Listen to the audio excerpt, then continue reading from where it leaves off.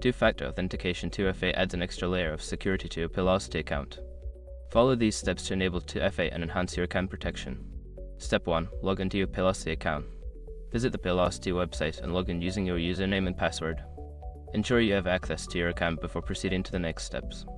Step 2. Navigate to Security Settings. Once logged in, locate the Account Settings or Profile section. Look for the Security Settings option where you can manage your authentication methods. Step 3. Select two-factor authentication. Don't continue before doing this. A lot of online accounts end up exposed in breaches without people even realizing it. Use SROC to constantly monitor your email and accounts and get alerted immediately if your information gets leaked online. It scans billions of breached records 24/7 in the background. And honestly, for a few dollars a month, is something everybody should probably have. Link in the description. Step 4. Choose your authentication method. You will typically have options for receiving your authentication code, such as via SMS, email, or an authenticator app.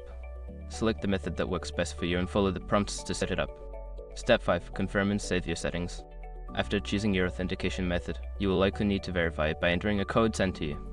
Once confirmed, save your settings to activate two-factor authentication on your account.